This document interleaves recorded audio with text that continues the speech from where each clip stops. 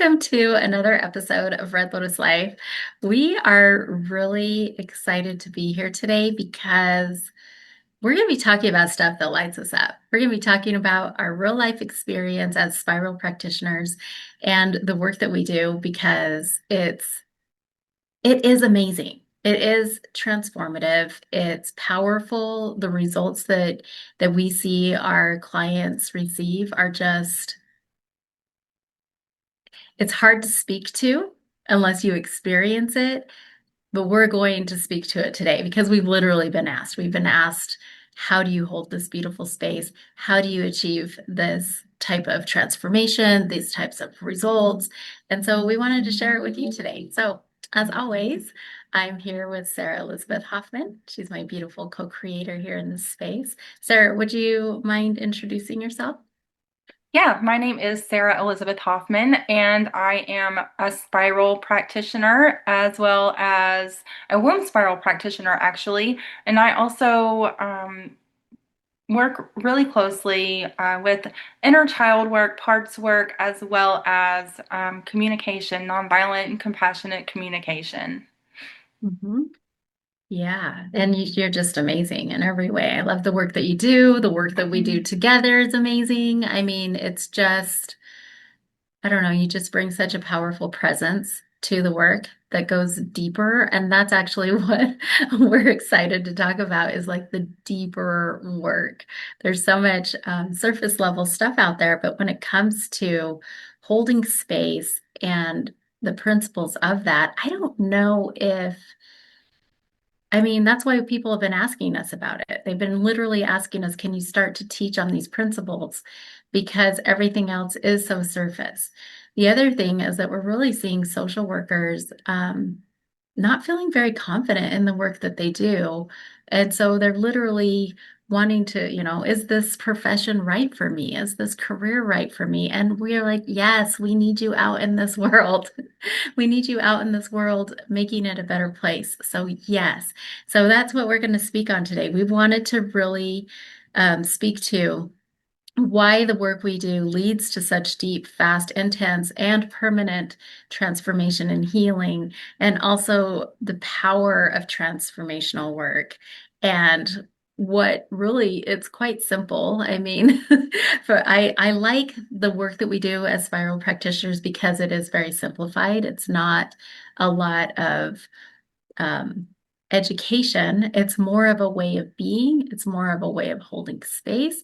It's that certainty. It's how you feel in your body. It's holding that vision of the outcome that you'd like to receive. And it's literally holding that for the session, for your client, for yourself. It's that confidence. It's that confidence in that. So, I wanted to actually take this out of Clear Your Ship by Dane Thomas.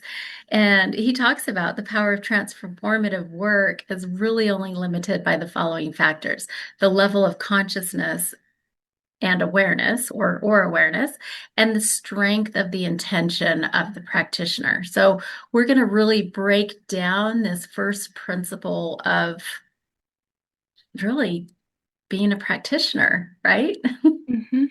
Yeah, it truly is the very basis. I feel like it's very foundational to being a practitioner, given the fact that when we start to feel into, okay, what actually creates safety when we are holding space, it really does start with our intention.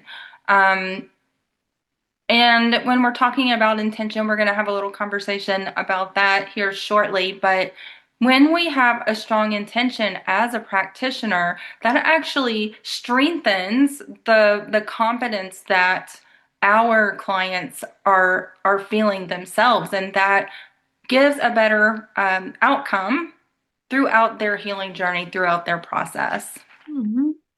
It really does. It creates that.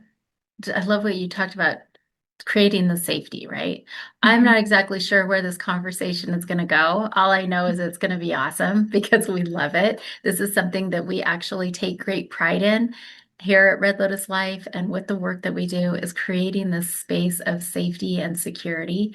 I'm Lori Kinsey. I'm an advanced spiral practitioner and I specialize in domestic violence and human trafficking. So with all of this and post-trauma together, both of us are post-trauma and creating a life that you love after post-trauma. And so when it comes to that, it really is, and we all know this, right? It is providing that safety, that security, that safe space. But it really comes with that initial conversation that we start to have with the first client, right? Or not the first client, but the first conversation. And it's really starting to develop and cultivate that therapeutic alliance because when you have that confidence and you have that certainty and you have that intention and that belief, Mm-hmm. then it's like, then it does transfer over and then that trust starts to happen. So, um, yeah, this is going to be, yeah, I'm not sure where it's going to go. So let's just have the conversation and let's just see. Um, Okay. yeah, what do you have to share? What do you want to start out with? I'd actually like to just start with defining what is intention. Lori and I find that there are many times when people really don't understand what an intention is or, what it's for. And our intention is actually the why. So it's the why or purpose of the practice, such as fostering compassion or creating safety, creating presence. Our intention is the conscious commitment actually to living or practicing purposefully. And it's actually like the heart behind the action, right? Hmm. Yeah, it really is the big why. I feel like when we feel uncertain or we feel as if we don't have that confidence, right?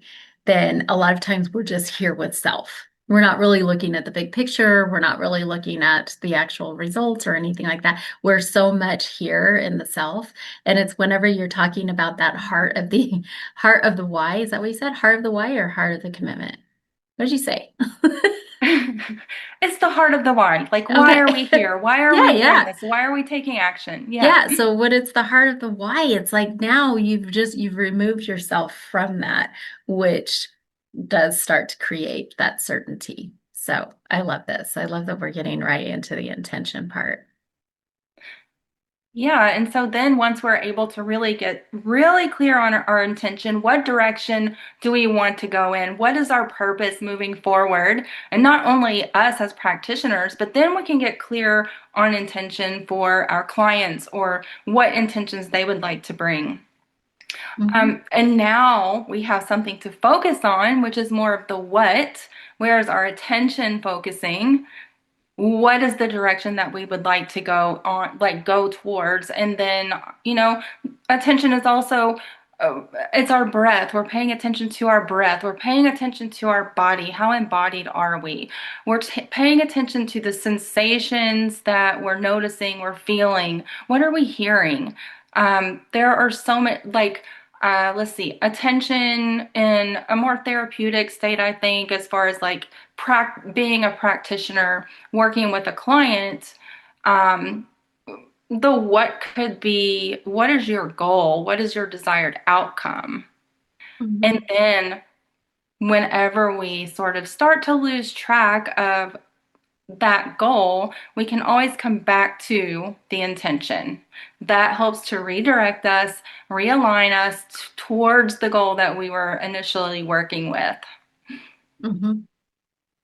Yes, I love all of that because it really is that embodiment, right? When you're talking about the what, and you Hmm. start to think about like, what am I hearing? What am I feeling? What are the sensations in our body? We did a course on this just recently, and it was the trigger, the meaning, and the choice. And we went deeper into that on what is it that we're feeling? Because a lot of times, whenever we start to now go, what are we feeling? Now we can realize, oh, we're all about self and we're not really about the client or anything else. Hmm. Hmm. Yeah, I wanted to talk about so going to this. the level of consciousness or awareness and the strength of the intention of the practitioner. Um, what do you feel when we're talking about the level of like awareness? I'd love to hear more about that. The level of awareness of the practitioner. Let's go deeper into that. Like what happens? The more aware that we are, the more that we have done our own work, the higher our level of awareness, the higher our level of consciousness actually allows us to go deeper with our clients. We can only help someone to the depth that we have helped ourselves, that we have journeyed ourselves. And so the level of awareness and level of consciousness actually means everything. When we haven't done our own healing work, there can be times when like we are projecting our own wounds. We have to be really mindful of that. And so if we have done the work, we have healed those wounds, then there's going to be a lot less projection, a lot less judgment, a lot less transference, basically. Hmm. Yeah, I'm glad that you brought this in because there's literally a study. There's a Mhm. study out there. There's an article on mindfulness training for community-based psychotherapists. It's called a feasible study. And this is what they actually spoke about. So they reported a lack of confidence in their own practice was a barrier to implementation with clients. So, literally, that right there, because if they're not doing the work, if they're not in the lifestyle, they don't have their own personal practices, how can they possibly feel certain and confident in having their clients do the same things, right? So whenever we talk about integration or we talk about homework to go home with them or we're giving them tools, if we're not actually practicing those tools and we don't actually have the experience in that and we're experiencing the transformational change, the healing, all of that, how can we possibly feel comfortable when we're Mhm. sharing it with a client, which and they can see that. Yes. They can see Mhm. it, they can feel it. And then that might be why there's not that transformational outcome. Yeah, when we show up confident, when we show up knowing that we are in alignment, that we are familiar with these practices, then we not only we know how to teach others how to do it, right? But then they feel confident in our ability to guide them. Hmm. Yeah. I mean, we talk a lot more about that projection and everything else that you just shared in Mhm. the latest episode that we had just done. But for those who haven't seen that one or heard that one, let's go into that a little deeper on um, how do people know when their own triggers and their own unhealed wounds are starting to surface and starting to rise? How are they going to know when they have that reactivity happening, that trigger? Well, one of the very first things that you're going to want to pay attention to is again coming back to the attention of the body. If you're starting to feel heat rise in the body, if your palms are getting sweaty, if your heart is, starting to beat rapidly, just any kind of different physical changes that sensations that you notice in your body, it's going to be an indication of like something, I'm feeling something, something is being activated, something is being triggered within my field.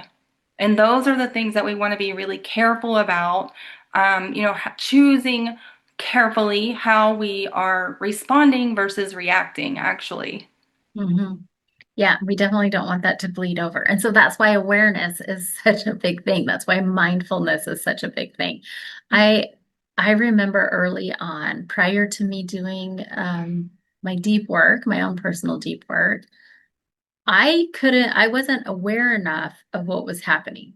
I was aware, like let's take like stage fright or something else, right? I was aware of that, but I actually didn't know what was happening with that. So if I was going to speak, like do any kind of public speaking or do any lectures or anything like that, it's like, yes, I would have all of this stuff happen, but it within the body, right? The sweating, the anxiety, all of that. But I could never pinpoint why until I started to do my own healing. So this is actually really important for us to even be aware. And we call it the being in the state of the observer, right? Being Yes. in the state of the observer, being very embodied in this, being mindful and aware of what's happening in our own bodies and what's happening in our own thoughts and everything else so that we can actually be the observer and kind of be outside looking in. And that way we're not like immersed in it. We're able, that was one of the biggest things right away for me is being able to be the observer and notice when that was happening. Yeah, it's huge. And actually, exactly what you described is is the basis for mindfulness. Because when we talk about taking the intention and combining that with the attention, that creates the why and the what. So now we're able to come back, we're paying attention, and that actually is mindfulness, just in a nutshell. Mhm. I want to go back to that article because I'm kind of reading some of the points that I actually wanted to bring up. I thought, well, I'll just put these down here just in case they come up, but it's really cool. I'll just go through like all of them real quick. Okay, so this was the article, Mindfulness Training for Community-Based Psychotherapists. We'll put all the resources here in the description so that everyone can go and check it out. But this is where therapists reported a lack of confidence in their own practice was a barrier to implementation with clients. They believed they lacked confidence to do the practice on their own or with clients. That's a big deal. We actually mentor spiral practitioners here because of that same thing. We want people to be able to actually have that confidence so that they can practice it on their own and also with their clients. So they also identified their lack of a personal practice as a challenge to bringing mindfulness into sessions. Some people, they had this knowledge, they had these tools, but they never even brought them into play because they Mhm. didn't feel comfortable leading mindfulness practices with their clients. They also said that therapists who practiced on their own and introduced mindfulness into clinical sessions did report the benefits. They reported using mindfulness most often with anxious clients or those with a history of trauma. And that's who we work with is Mhm. specifically specialize in. And we've seen huge results that this is the reason why we have this. This is the main foundational piece. And then they also talked about integration, but that's like a whole different topic that I think we'll probably end up sprinkling in maybe here and there, but I think we actually need to do like a few courses on just integration. But For sure. yeah, but this part about um, mindfulness and bringing it into sessions, it's huge. It is huge because, I mean, just to be able to even take a few deep breaths, come into alignment, notice what's present in the body, not only for us as a practitioner, but for the clients, that does create safety. It creates awareness, it creates understanding. And the more that you practice just being in that place of mindfulness, the more you can come back to it, the more confident you are. And then also, as a practitioner, you're going to again be able to transfer that to the client. And it's going to be a much stronger session. It's going to be a much, that safety is created, right? Which is exactly what we're talking about, is being able to hold the space and creating safety. Mhm. I think also as well, whenever, because I'll always ask people to fill out, something. I always want feedback. I always want after they're done working with me, and that's the goal. That actually is the goal, is to not have to work with us anymore, right? So we actually teach self-clearing. We teach these practices because the goal is not to continue to work with us. And so when they are done, I'll always send out like a little feedback form and just ask like, what can I do better? What did you enjoy? What helped you? What could you've done without, that type of Mhm. stuff. And always, always, it was being able to hold this space of safety no matter what. Because, and I always would say, like, this is a judgment-free zone. You can show up however you want to be. And it is because of the awareness, the conscious awareness and the work that I've been able to do that I have been able to just, it's the work of the spiral. And Truly. it is the work of the spiral and this modality and how we are able to be in a neutral place. We are literally able to show up in that neutral space so that the client can show up in however, in whatever way that they're able to. When we see them at their authentic self, that is when we can actually start to do the real work. When they can show up and they feel safe to be able to do so. Yeah, when they're not feeling judgment, when we are able to really lock into that space of neutrality, um, they feel safe and then they begin to open up. And then we get to really do the real deep work because until someone feels safe, you don't know if they're telling you everything. You don't know if you're getting to the very root of the issue. You don't know if they're, holding back, if they're repressing. There's so many different things that, we could talk about here, but when someone feels safe, then that's when the work starts. Mhm. Yeah. So before we move into like a next area, I wanted to come back to this embodiment because you do keep coming back into like how we feel in the body, right? And the Mhm. sensations that are running through the body. So there was another article as we were preparing for this that I loved. It was navigating international or international, navigating intentional and attentional practices for healing across psychedelic and biofield settings, a comparative ethnographic study. And what they found there is that intention and attention are conceptually and temporarily distinct embodied phenomena.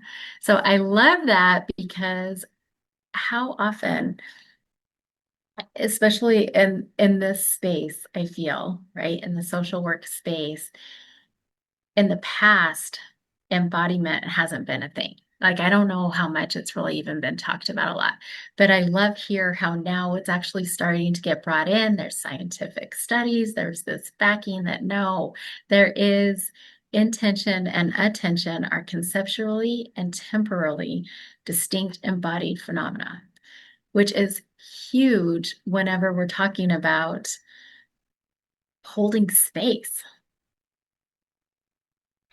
It truly is huge when we're talking about holding space and when we're talking about intention as an embodiment and attention as an embodiment, creating that mindfulness. What we are really talking about is okay, yes, we have the wisdom and the knowledge, and we can be in the mental body and we can set an intention. But until we start to embody that intention and continue coming back to a place of neutrality, continue checking in with what's happening in the body, it all stays up here. It stays right here in the mental body. So when what we want to do is to start to bring it down through the body, right? And that creates safety. Yeah. So going back to what we were saying in the very beginning, Mhm. intention and belief are everything. It is literally everything. We, as spiral practitioners, we literally live our day out with intention, like every moment of every day. And so when I am getting ready to meet with a client, I mean, I'm setting the intention. I'm setting the intention of how that's going to go and what my role is in that. Because my role is not the transformative healing and all of that. My role is just to be here and to be that guide and to be that practitioner. That's it. And I think a lot of times, a lot of people will get all up in their head about stuff and be like, oh no, I have to be the best social worker. I have to be the best therapist, the best practitioner, or not best, but like I've got to be good. I've got to be able to achieve this outcome for my client when really, I mean, and we know this, we know it's the client. The client is the one who does their own healing and their own everything. But I think a lot of times we feel like failures or we don't have Responsible. confidence. Yeah, Mhm. we have responsibility in that, which is amazing and awesome, but also that's not. that's not the intent, right? So if we go back to the intention, like what is the intent of meeting with this client, having this call, having this session? What is the intent? Hmm. And then Yeah, really grounding it in the body. yeah, really grounding and anchoring. Um, I wanted to come back to something that you mentioned, but it's not coming back to me immediately. But yes, grounding and anchoring into the body and like write it down.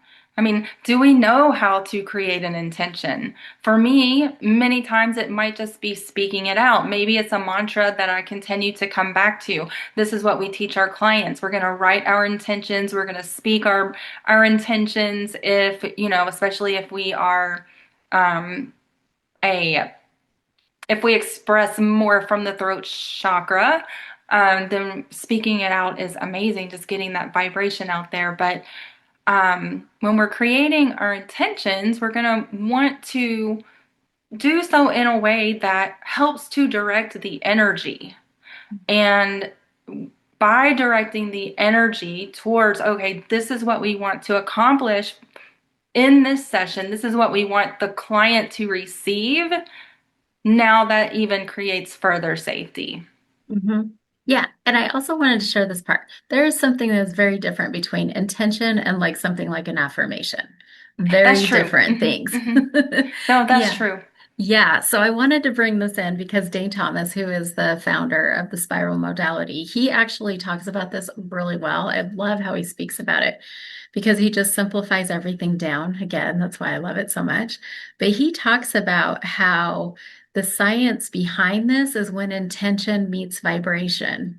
And he Hmm. says it's that whole thing about when the mind and body are on the same page. Because when the mind and the body, so when she was talking about speaking it out, having the vocal cords work, working, it's like it's this vibration. So when the mind and the body are on the same page, the goal is going to happen. The results that you want to achieve are going to happen. It's literally getting um, grounded into your body.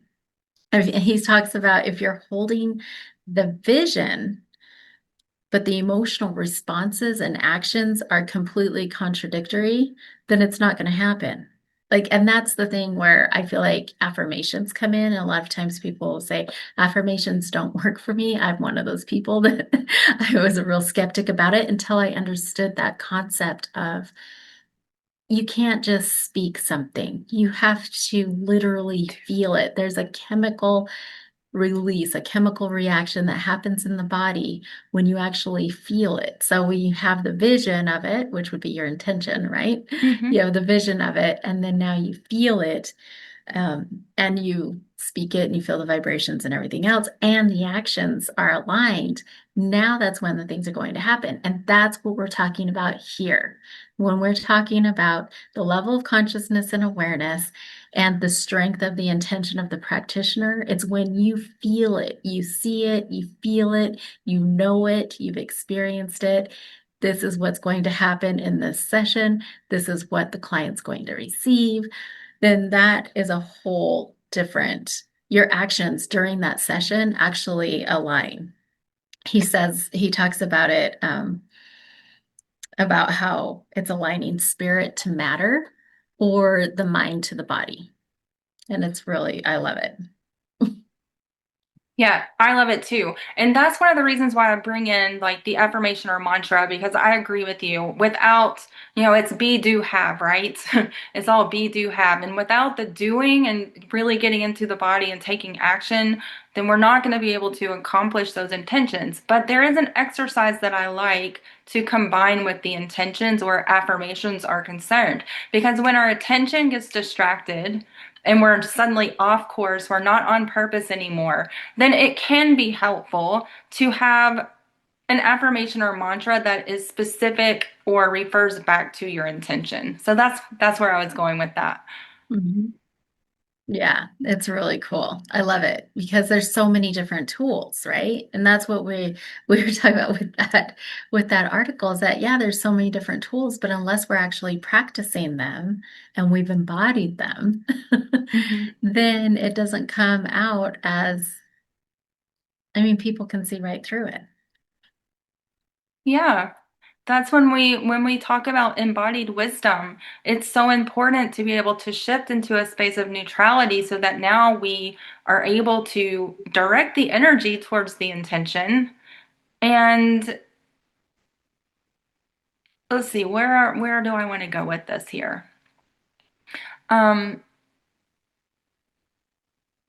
mind, body, spirit alignment is where I want to go with that. If we don't have all the body, mind, and spirit in alignment, then our intention is going to be hijacked. It's going to go askew, right? And so we need to really have the mind, the mental body, the body and the physical, like the physical body and our spiritual bodies all need to be aligned in order to actually attain what we're desiring to attain.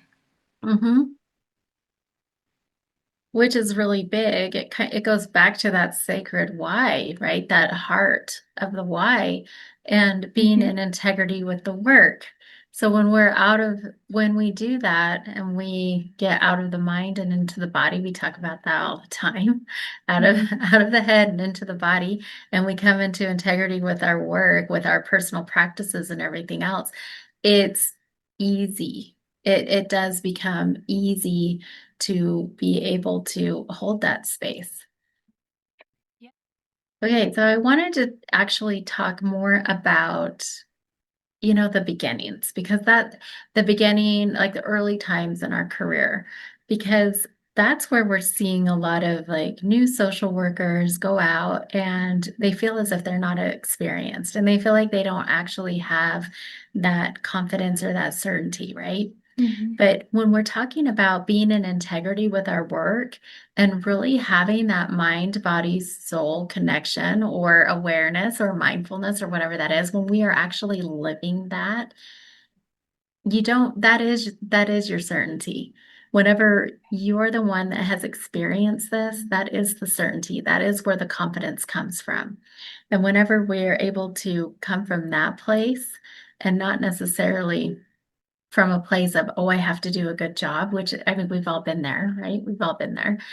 So it's like when we're able to shift out of that and come back to why we came into this work, why we came into this industry, and what we're here to do in that way, it just, I don't know. Again, it's like this is when we're able to hold space, when it's not about us and it's about the work that we're doing or the client we're in session with. And just having that belief. I always sit there. This actually just happened to me not too long ago. Actually, I was in session and I could tell a client was holding back. And I just kept kind of just holding the space, right? And when I say holding the space, meaning I was just there. I was holding a non-judgmental space and I just wanted her to feel safe.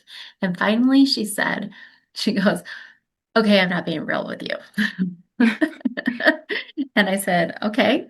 And I didn't say, I know, or anything like that. I just said, okay.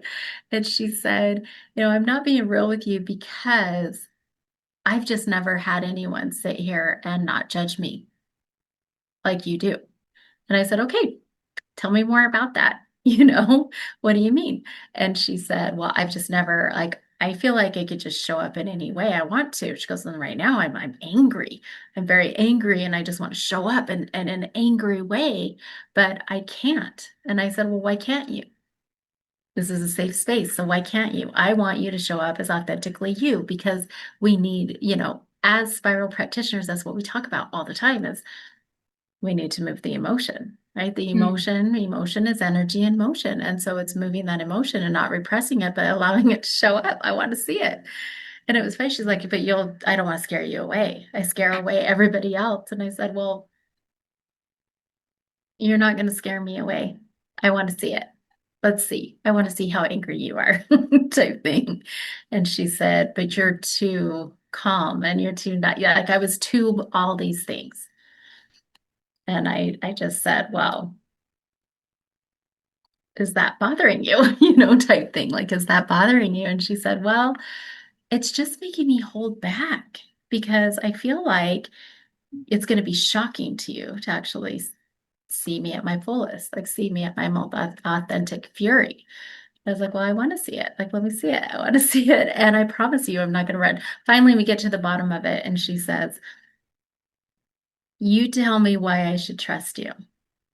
Mm, She goes, you tell me why. And I said, because I have been you. I have been there. I know what you're talking about. I know what you're feeling. I resonate with you. I have empathy.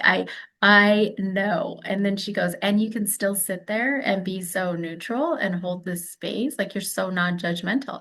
And I'm like, yeah, because I've been able to do the work. And the tools that we're going to talk about for your homework, you're going to have a blast doing it because it's going to move that emotion. You're going to have a blast. It's going to move the fury, the anger, all of that stuff. And guess what?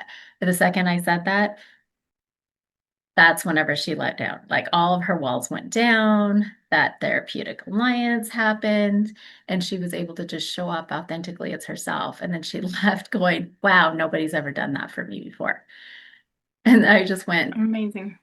yeah. Hmm. And I just said, well, that's amazing. That's amazing that like that was really the only role that I needed to play in that session was just holding a safe space.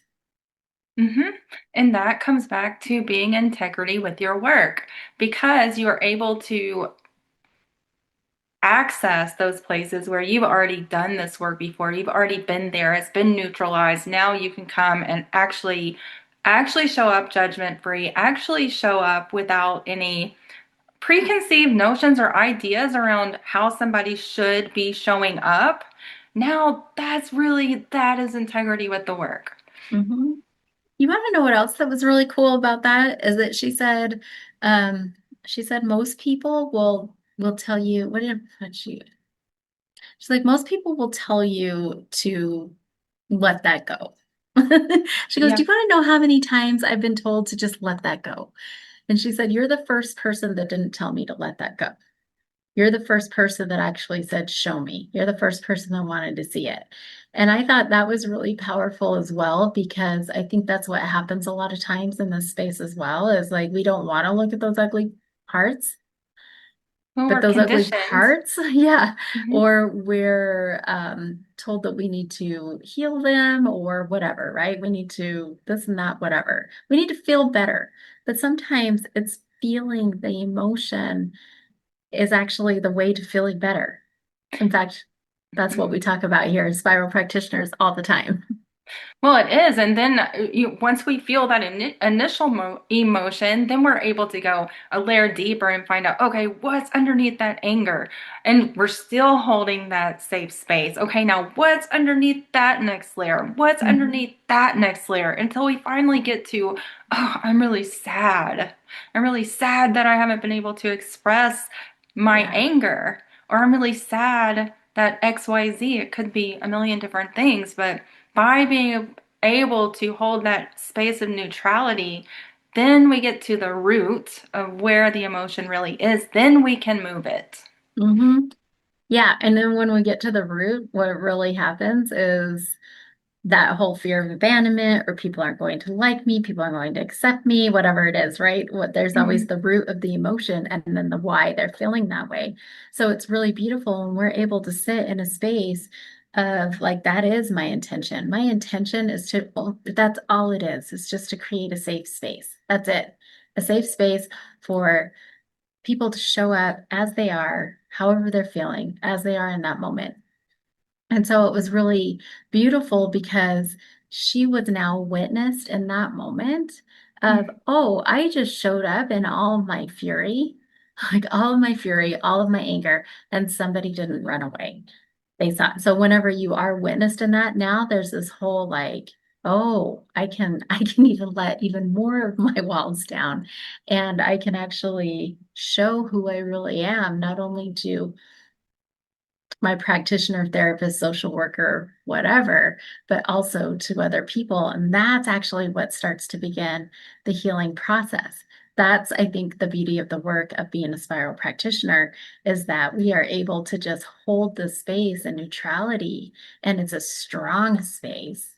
People can literally show up in whatever way they want to, Hmm.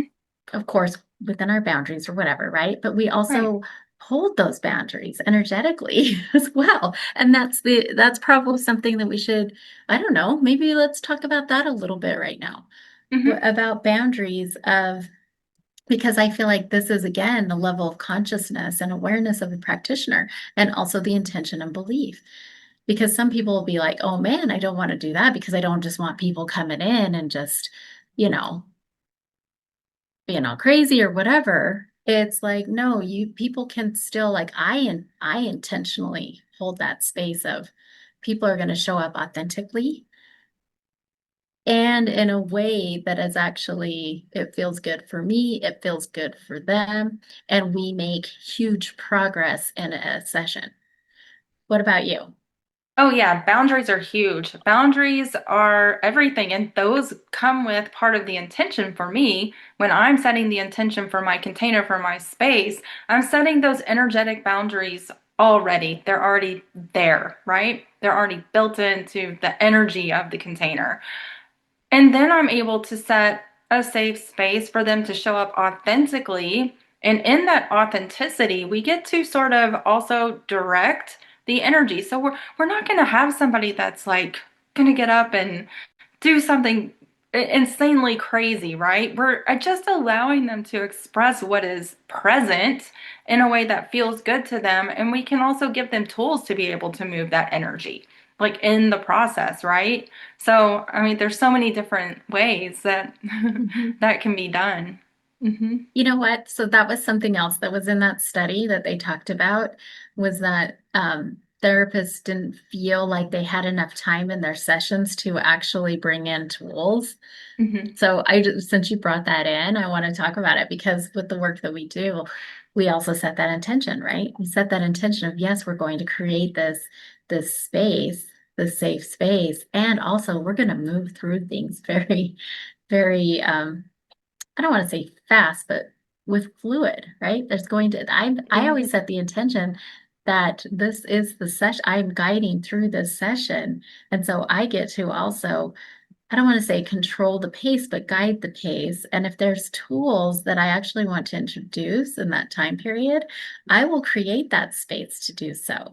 And we will, and it actually happens quite smoothly because it's going to be tools that I personally practice.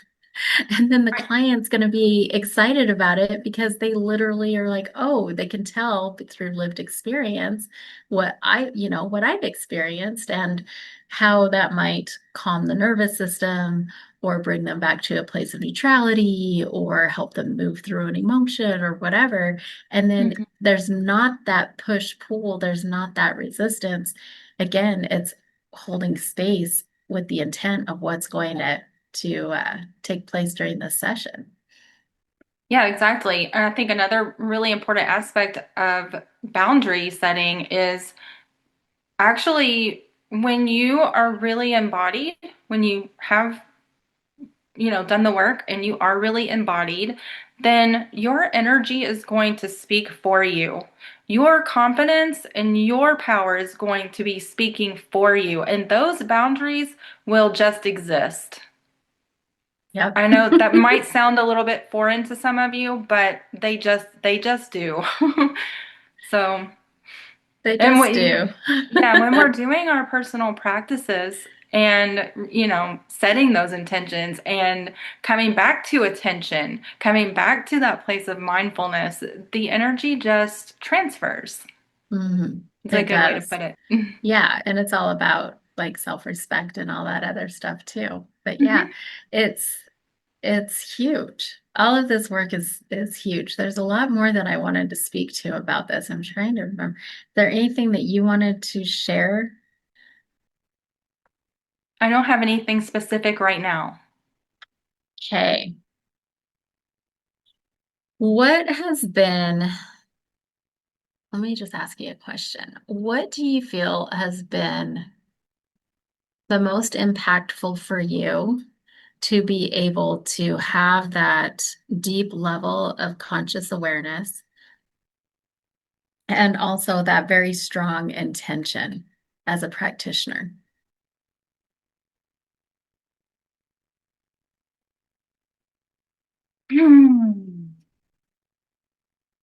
What has been the most impactful where levels of consciousness and intention are concerned? Hmm. I actually really love how this comes full circle because, again, it comes back to our own personal practices. Yeah. 100% it comes back to our own personal practices. We cannot teach and we cannot guide if we are not walking the walk and talking the talk. Hmm. And that is why we do this work every single day ourselves. We do. We do this work every single day ourselves. And it's true. I mean, that's honestly what it is to be able to Mhm. have like the level of the depth, right? The depth of that awareness. We are able to, like, I've seen us do it. So, Sarah and I, we've worked together for a long time. We've known each other for a long time. We have our own separate practices, and then we also have the work that we do together. And so, when we do the work together, the safety that's held there is amazing. Mhm. And I just, um, like for myself, it all comes back. I mean, if yes, it is the personal practices, and the reason why, okay, I'm like, what is it most for me? So for me, it's all about that certainty. It's 100% the confidence in the work because we literally do the work like I literally do the work every single day. I do this Mhm. work. I do the practices that I recommend, and the tools that I recommend and resources that I recommend are the tools that actually help me. And that's where that certainty comes from. That is where that consciousness and that level of awareness Mhm. comes from, and also that strength of that intention, because I have no doubt when the client is there and they are there and ready to do the work, I have no doubt that they are going to experience deep, fast, intense, and permanent transformation in their healing journey. Zero, zero doubt. And whenever I have that intention and that strong intention, it happens. We expect it. Mhm. Yeah, I actually expect it. And Yeah. again, it's not my role or my responsibility. It's my role to have that certainty, to have that confidence so that they can have the opportunity to experience that. So, um, yeah, and it all comes back down to just holding a judgment-free space.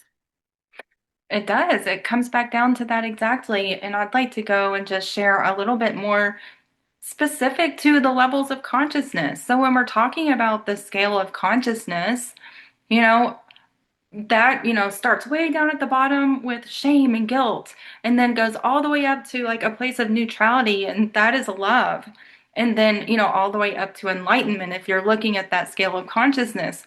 So are we operating as practitioners down like in our lower chakras at the lower scale of consciousness? Are we in shame? Are we in survival? Or have we done the work to move up through the levels of consciousness so that now we're operating from the heart space, from love, from neutrality?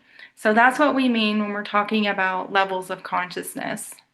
Mhm. If we're not operating in shame, guilt, dogma, victim mentality, are we stuck in anger and not able to get out of that cycle? Yeah. Mhm. Yeah, like where are we? And again, that's that personal awareness, right? Where are we Mm, with that? And yeah. so for listeners or for people who are watching in the spiral modality, we talk about chakras, which are also the energy centers, and the scale of consciousness is David Hawkins' scale of consciousness. And yeah, love is right there in the middle, neutrality. It's right there at 500 or around there. I think is it a 500? Hmm. Okay, I'm like, On it's fine. certain charts, some I of know, them are that's what I'm different. saying. It just depends. But on his, I believe it's 500 because that's what Hmm. we go off of. And so it is right there in the middle. And so when we're in that state of love, that really is a state of neutrality. It really is a state of a non-judgmental state. It is that unconditional love that we all talk about. So when we show up in that, um, really beautiful things happen. It goes back to what we were speaking about in the beginning is the heart of the why. Why are we practitioners? Why are we therapists? Why are we social workers? And getting grounded in that in a way that is allowing us to show up for the reasons that we came to that career in the first place, why we became practitioners in the first place. What is the heart of the why? And what level of consciousness are we operating in that space? Because if as practitioners or as a therapist or a social worker, we're showing up in our shame bodies or in our fear bodies, then that's where we're going to see our shame, our fear, our victim mentality transferred over to our clients. And we're not going to have the confidence. That's where our lack of confidence and certainty comes from, is operating in those lower levels of consciousness. Mhm. Yes, and then that's where we find ourselves projecting, just like what you were saying, Hmm. Yeah, or triggered or offended or any of those things. So yeah, it really is putting ourselves um, in that state of neutrality before, which is that would be the intent, right? The intention is I'm going to be in a state of neutrality for this session. hmm, So people can show up in an authentic way. And when they feel safe enough to show up in an authentic way, that is when true healing begins to happen. So yeah, I don't know. Well, it's amazing. We could talk on this all. I mean, we could literally speak on this and like all day long. Was yeah. there anything else that you wanted to share about this? Yeah, just one more little thing, going back to projections, because I think this is really important. So, as practitioners or as therapists or mental health providers, behavioral health providers, we could be projecting if we haven't come to that place of neutrality and certainty. We could be projecting to the client that they are not safe to express their anger, just like what Lori was sharing. They are not safe to express their sadness. They are not safe to share a very traumatic experience because they will be able to feel if we have been able to neutralize it or not. So that's what we mean when we're talking about projections. If we haven't done our work to neutralize, then they are not going to feel safe. They are going to feel that energy, Mhm. because they will feel our projections. Yeah. Which is why my client actually had to hear from me. She had to Yeah, hear from me and I was open about it because it's not shameful for me. Right? It's yeah, not shameful for me to have been where she was. It's a safe, in fact, I believe it's very safe to feel anger. We talk about this all the time as yeah. well. Very safe and very healthy for us to feel anger. So, um, yeah, this is amazing because we love speaking about the power of transformative work because that is literally what we do all day, every day. And we see the transformation and healing. We see the progress and everything with the people that we work with. And it's amazing. The deeper that we go with our own work and our own practices, the deeper they go. And Hmm. it comes back to where you talked about it, where you can only take people as far as you've gone yourself, right? Right. Hmm. And so it's amazing. This is why we continue to do our own work. So um, we would love to hear more because I don't know if there's actually a lot of work or not work, but there's not a lot taught about intention and belief Hmm. in this way, especially whenever it comes to holding a session or your practice or your work. So we would really love to talk or to hear from everyone. Like, what is it that you would like to hear more about? Because even this, I feel like it's just so surface level, and we can go really deep with this and share more about how we do, how we're able to Hmm.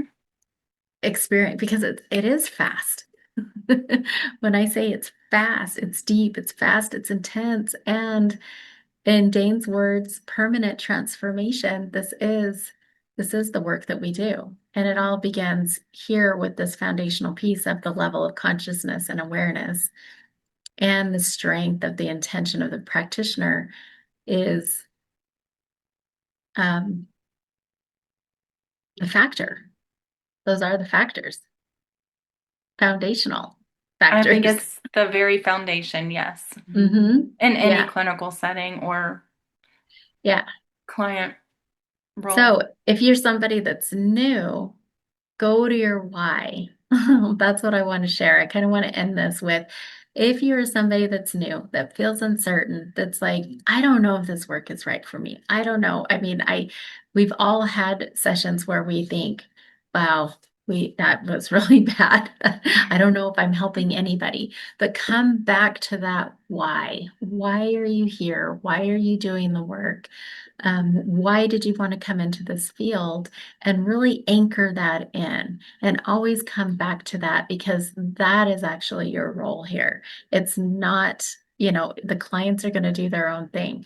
But when you have that certainty and you have that, no, this is why I'm here. This is my purpose. This is my role. Now you are going and you have certainty in that and confidence in that. That is when you will actually see the results happen with your clients. Mhm. I don't have any more to share there. I think that's that is when you will see the results and the transformation that you're desiring when they Yeah. shift out. hmm Mhm.